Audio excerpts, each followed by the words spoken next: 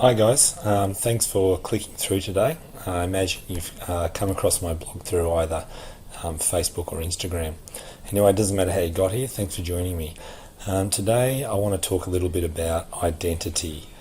Now, my blog today is really based on a recent client I was working with in a coaching format over the phone.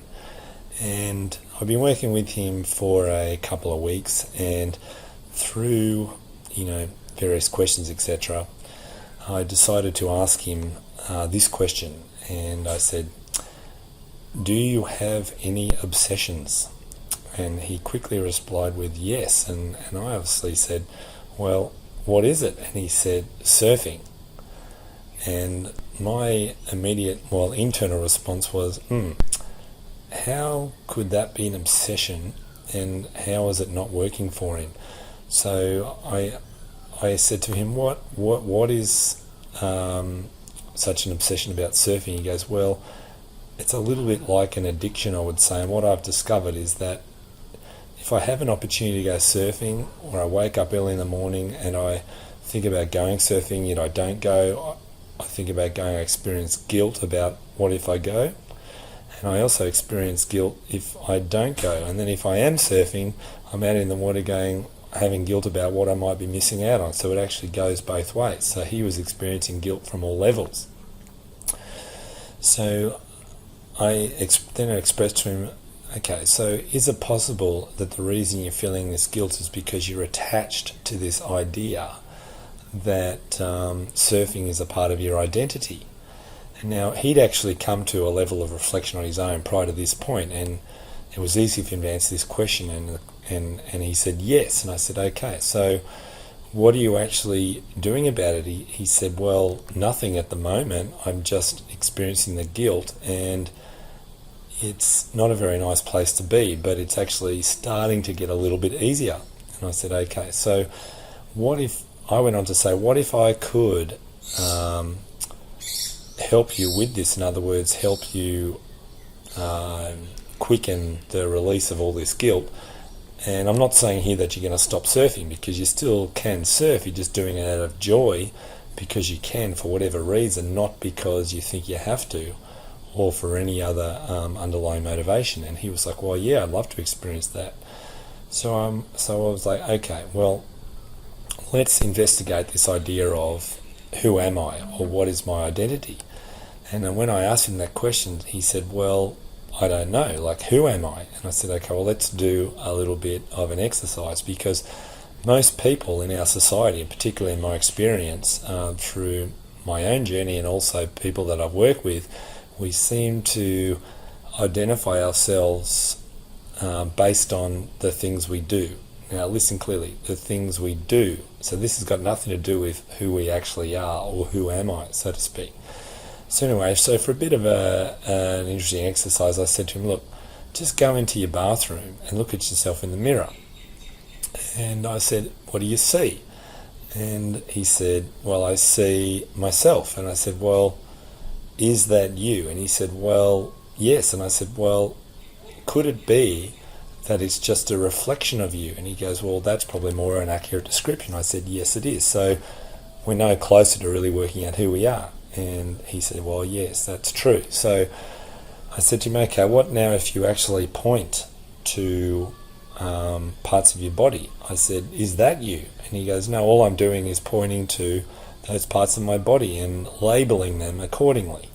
So again, people like to label us, or we label ourselves in society, and then we call that our identity, perhaps subconsciously, but it's still no closer to who we are. So then after all that, I said, okay, well, let's move on, because that's not really answering the question for us. Then I said, okay, now imagine if you had committed a crime, and someone was asked to actually describe the assailant, like, how would you describe yourself? And he said, well, I would start describing myself like this. And I said, well, okay, well, what you're describing again is your physical features. Still, we're no closer to the truth of who we are. So, ultimately it begs the question, like, if we can't find out who we are out there, where do we need to go? Well, ultimately the answer is inside, and that's where we'll get to shortly, and there's a few steps to get there. So in order to actually, his main aim now is to actually overcome this obsession, namely to give him some level of freedom or choice towards doing this exercise without any guilt. I said, okay, first we have to admit that we have guilt. Now, he's already done that, so that's step one. Step two is, if we're going to, or we want to experience some level of freedom or peace in our life, we need to express a level of peace or freedom towards the thing that we want to detach from. Now again, let me remind you, we're not actually saying that you can't do this. We're just simply saying that we want to do it from a position of freedom and peace or joy, not from because we fear of missing out or we feel obliged to because of what our friends are doing, etc., etc.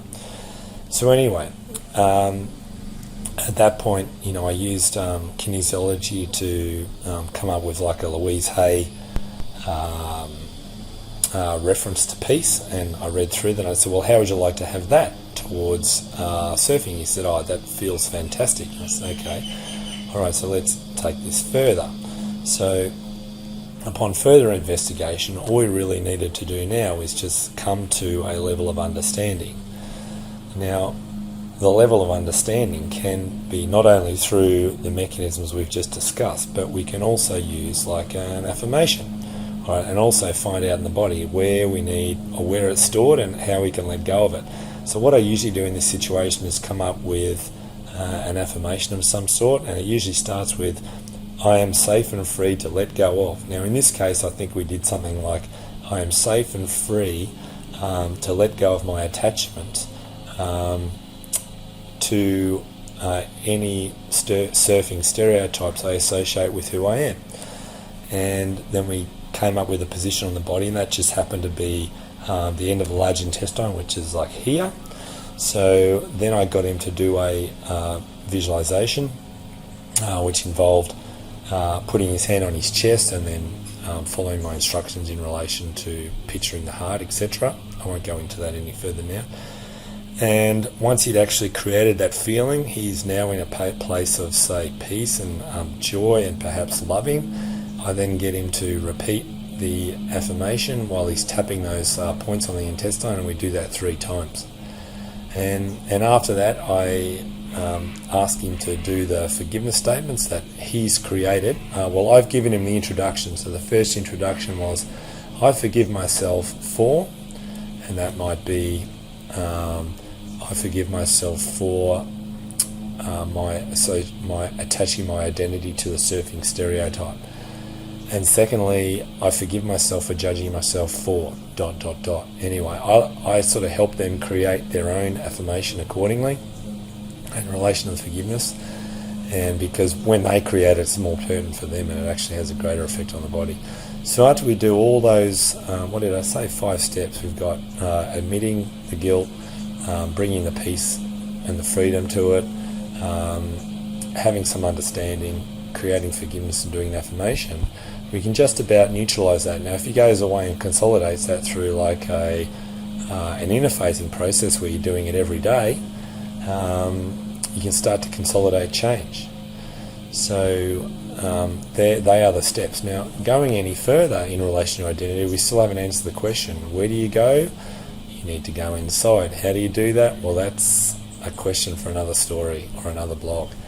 So if you've got any interest in this area, or perhaps you're experiencing some guilt in some form and maybe it's associated with your identity, get in touch with me. Send me an email or send me a direct message on Instagram or Facebook and reach out, and I'd be happy to touch base with you and discuss with you how I might be able to help you further. Anyway, until then, here's to optimal health and wellness. Have a great day. Catch you later.